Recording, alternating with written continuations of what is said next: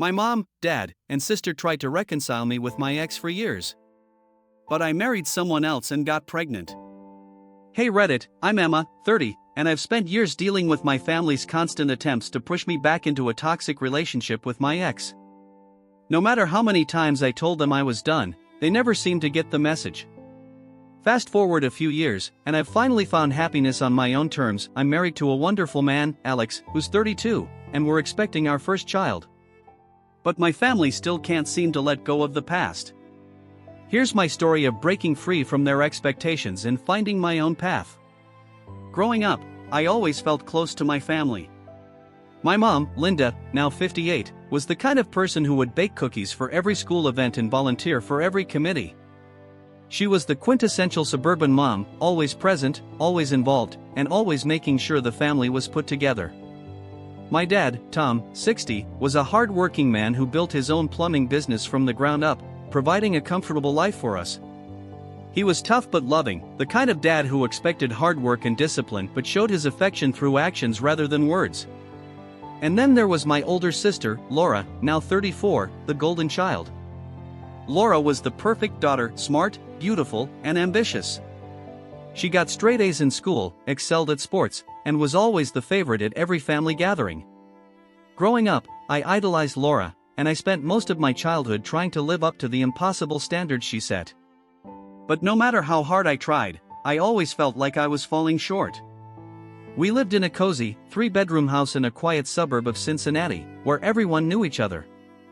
Family was everything to us, and my parents raised us to be close-knit and supportive, even if their support sometimes felt stifling. They attended every school event, every sports game, and every dance recital. My mom was the type who would comb through my friends' social media accounts just to make sure I was hanging out with the right crowd. My dad would lecture me endlessly about staying focused on school and avoiding bad influences. For the most part, I appreciated their involvement.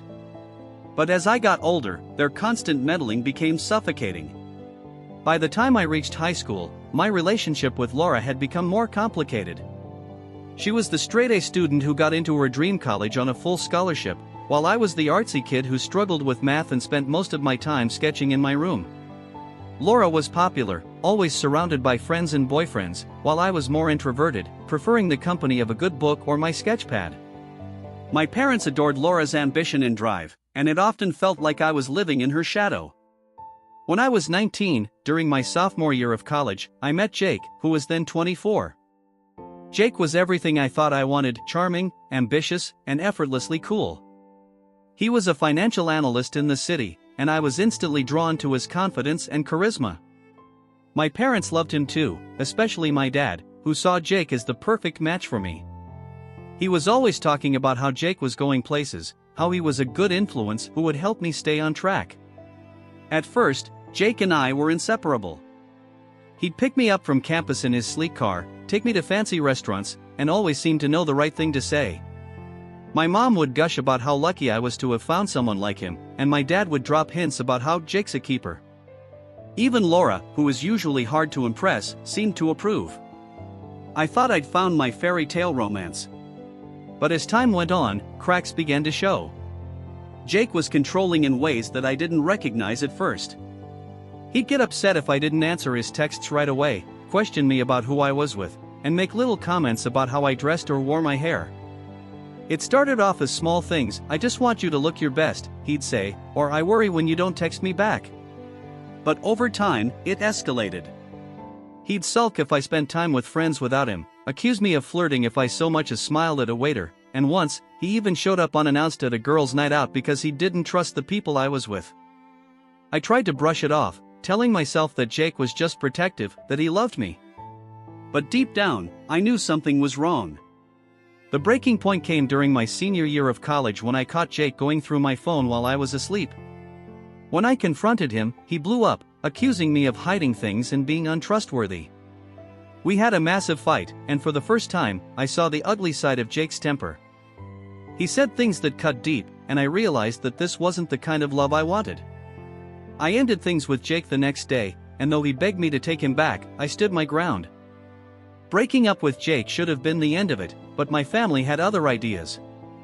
My mom was devastated when she found out, acting like Jake's departure was the biggest tragedy that could have happened. "But you two were so perfect together," she kept saying, as if my happiness didn't factor into her idea of perfection. My dad was disappointed too, but he kept his distance, leaving most of the emotional manipulation to my mom and Laura. Laura was relentless. She'd call me constantly, telling me how Jake was heartbroken and that he deserved another chance. "Emma, he's really sorry," she'd say, her voice dripping with the self-righteousness of someone who'd never had to fight for anything in her life. "People make mistakes. You're not going to find someone as good as him." I couldn't understand why my family was so obsessed with Jake. To them, he was this perfect package, successful, charming, and a great match for their vision of my life. They ignored the red flags, the fights, and the emotional toll the relationship had taken on me. It was like they were mourning the loss of their own expectations rather than supporting me through a tough breakup. For the next few years, my family never missed an opportunity to bring Jake up. Every holiday, every family dinner, every casual conversation seemed to loop back to him. "Jake was asking about you," my mom would say, her eyes hopeful. "He really misses you." Or, "Jake got promoted again. He's doing so well for himself." My dad would nod approvingly, as if Jake's career was somehow an extension of our family's success. I'd roll my eyes, but it hurt every time they brought him up, reminding me that no matter what I did, I'd never live up to their expectations unless I was with him. I tried dating other people, but it was hard to meet someone new when my family was constantly trying to push me back to Jake. I'd bring a new boyfriend home, and my parents would barely make an effort. They'd ask a few polite questions, then inevitably steer the conversation back to Jake, making it clear who they thought I should be with. It was exhausting. I felt like I couldn't move forward because they were constantly dragging me back into the past. Laura, who was married to her high school sweetheart and living her picture-perfect life, was the worst. She'd drop by unannounced, always with some excuse about needing to borrow something or wanting to catch up, but it never took long for her to bring up Jake. "He's really changed, Emma. He's been seeing a therapist and working on himself. I think you should at least hear him out." It felt like a betrayal. My own sister, the one person I thought would have my back, was siding with my ex. I tried to explain how toxic the relationship had been, how controlling and suffocating Jake was, but she never seemed to get it. "People change," she'd say dismissively, like it was that simple. "Don't throw away something good because of a few mistakes." But it wasn't just a few mistakes. It was years of manipulation, control, and emotional exhaustion that had left me feeling like I was drowning. I'd finally pulled myself out of that mess, and I wasn't about to let anyone drag me back in. Still, the constant pressure wore me down. I started avoiding family gatherings, making excuses to skip dinners and holidays, just to get some peace. It broke my heart, but I needed space from the people who were supposed to support me but instead were pushing me toward a life I didn't want. After years of feeling stuck, I decided to make some changes. I took a job in Chicago, moving 2 hours away from my hometown. It wasn't too far, but it was enough distance to give me some breathing room. I found a small apartment in the city, decorated it exactly how I wanted, and started focusing on my career. I was working as a graphic designer at a marketing firm, and for the first time in a long time, I felt like I was building something that was mine. Being in Chicago was liberating.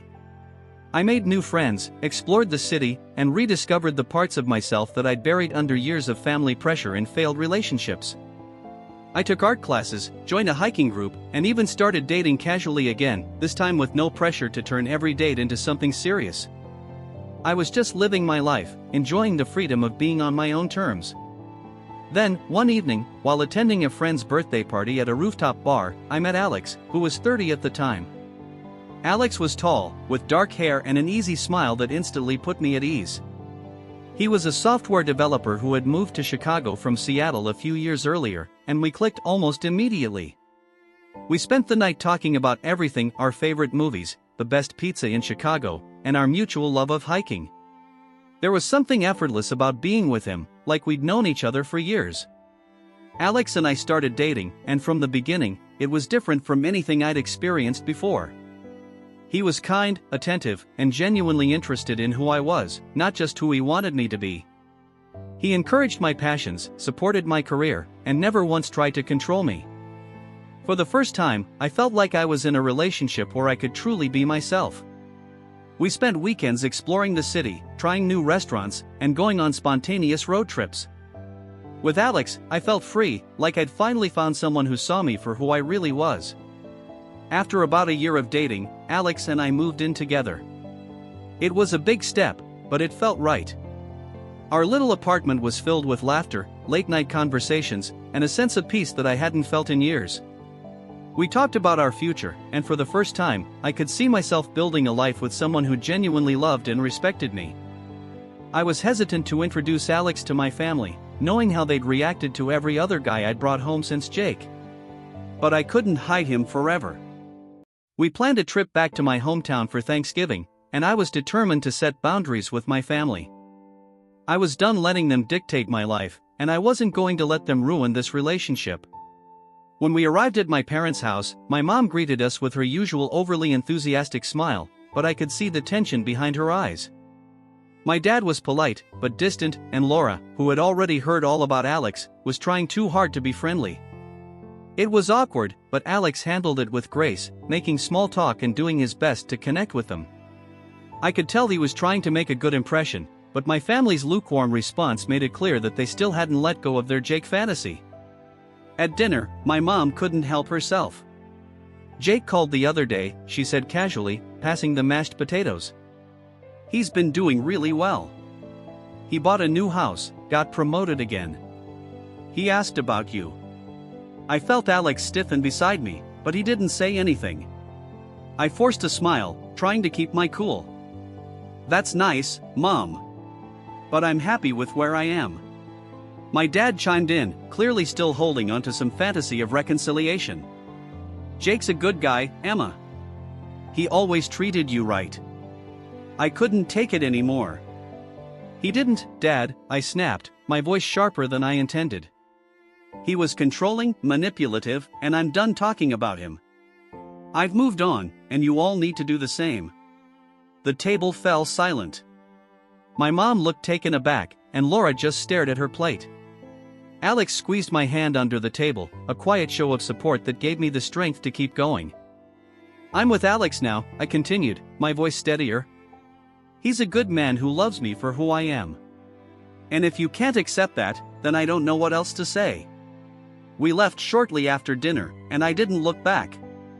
I was tired of trying to fit into their version of my life. I had finally found someone who made me happy, and I wasn't going to let them take that away from me. After that disastrous Thanksgiving, I decided to put some distance between myself and my family. I still loved them, but I couldn't keep subjecting myself to their constant disapproval.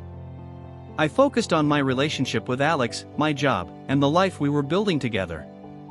We got a bigger apartment, adopted a rescue dog named Luna, and spent our weekends exploring everything Chicago had to offer. Alex proposed on our second anniversary, during a weekend getaway to Lake Geneva. It was simple and perfect, just the two of us, sitting by the lake as the sun set. When he pulled out the ring, I couldn't stop the tears. I said yes without hesitation, knowing that I was choosing a future filled with love, respect, and partnership. We started planning a small wedding, something intimate with just our closest friends and a few family members. Breaking the news to my parents was nerve-wracking. I called my mom one afternoon, bracing myself for her reaction. "Mom, Alex and I are engaged," I said, trying to keep my voice light.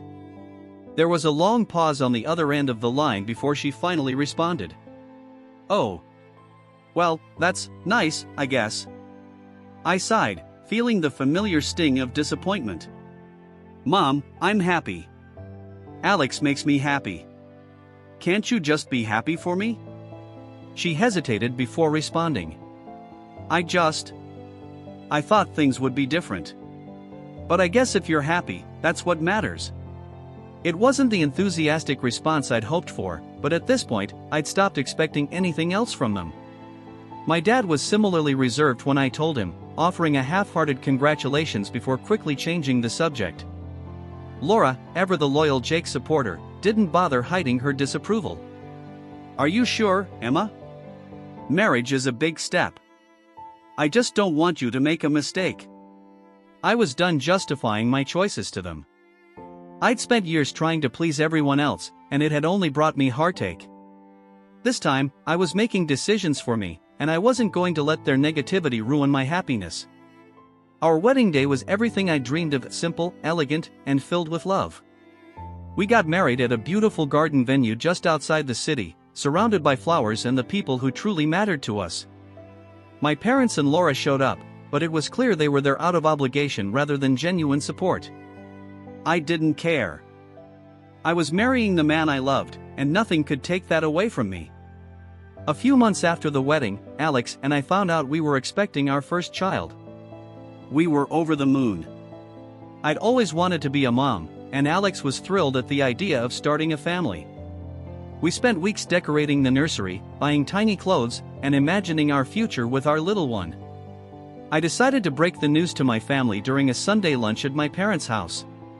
Despite everything, I still wanted them to be part of this new chapter in my life. We were sitting around the table, making small talk, when I finally gathered the courage to tell them.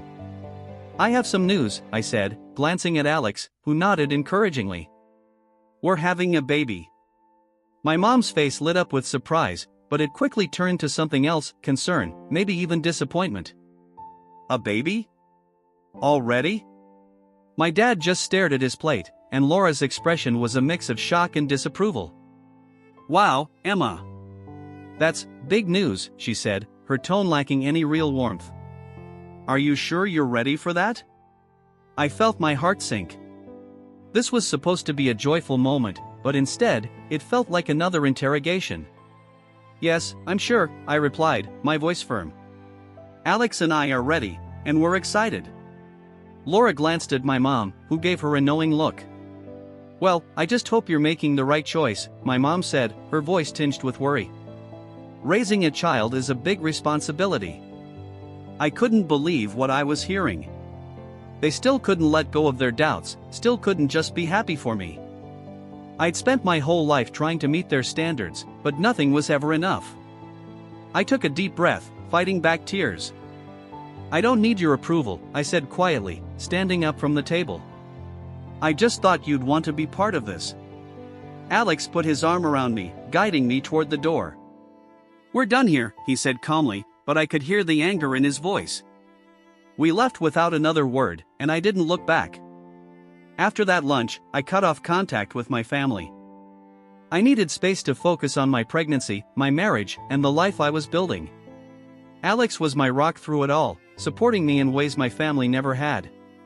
We went to every doctor's appointment together, read every parenting book, and prepared for our baby's arrival with excitement and love.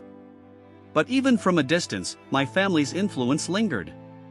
My mom would leave voicemails, always saying the same things: "We just want what's best for you," or "I don't understand why you're shutting us out." Laura would send texts about Jake, telling me how well he was doing and how he still asked about me. It was like they were stuck in some alternate reality where my life hadn't moved on, and I was still the person they wanted me to be.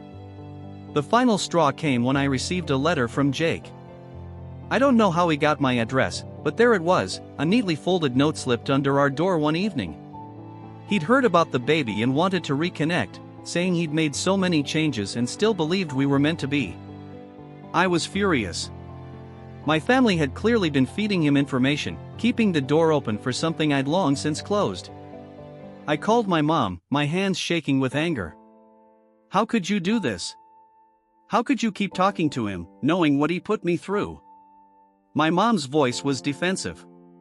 "He's been like family to us, Emma. We were just trying to help." "Help?" I shouted, feeling years of frustration bubbling to the surface. "You've never once cared about what I wanted. You've never listened. I'm happy, Mom. I'm married. I'm having a baby. And all you care about is Jake." My mom started to cry, but I couldn't muster any sympathy. I hung up, feeling a strange mix of relief and sadness. I was done. I was done trying to please them, done letting them dictate my life, and done trying to make them understand.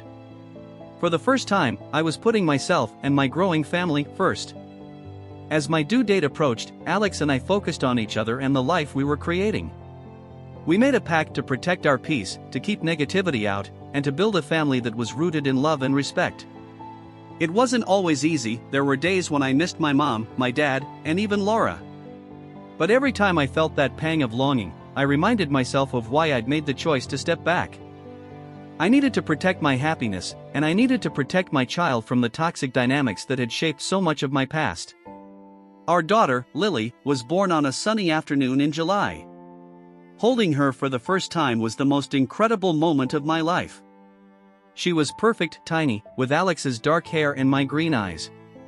In that instant, everything else faded away. The doubts, the disappointments, the constant pressure to be someone I wasn't, it all seemed so small compared to the love I felt for my little girl. Alex and I settled into our new roles as parents, navigating sleepless nights and diaper changes with a mix of exhaustion and pure joy. Our home was filled with laughter, with late-night cuddles, and with a sense of peace that I'd spent years searching for. We were a family, and that was all that mattered. A few weeks after Lily was born, I received a card from my parents. It was simple, just a congratulations on the birth of our daughter, with a short note saying they hoped to meet her someday. There was no apology, no acknowledgement of the years of hurt they'd caused, but it was a start. I didn't respond right away. I needed time to heal, to find my footing as a new mom, and to decide how much of my past I was willing to let back in. For now, I'm focusing on the future, my future with Alex, with Lily, and with the family we've chosen to build together. I've learned that you don't have to let your past define you, and that sometimes, the people who are supposed to support you the most can be the ones holding you back. But I've also learned that I'm stronger than I ever gave myself credit for. I've fought for my happiness, for my independence, and for the right to live my life on my own terms. Update: the aftermath. Opie, my mom, dad, and sister tried to reconcile me with my ex for years. But I married someone else and got pregnant. Hey everyone, I wanted to give an update and thank you all for your support. It's been a wild ride, but I'm finally in a place where I feel at peace. My husband Alex and I welcomed our daughter, Lily, and she's the light of our lives. We're focusing on our family, and I'm determined to protect the life we've built. I've put some distance between myself and my family for now. It's hard, but it's what I need. They've never really understood my choices, and I've realized that I can't keep sacrificing my happiness to meet their expectations. I love them, but I need to put myself and my daughter first. To anyone out there dealing with family pressure, just know that it's okay to choose your own path. It's okay to set boundaries, to protect your peace, and to prioritize your own happiness. You don't owe anyone your past, and you have every right to build the future you want. Thanks for being part of my journey. Here's to new beginnings, to finding love on your own terms, and to creating the life that you deserve.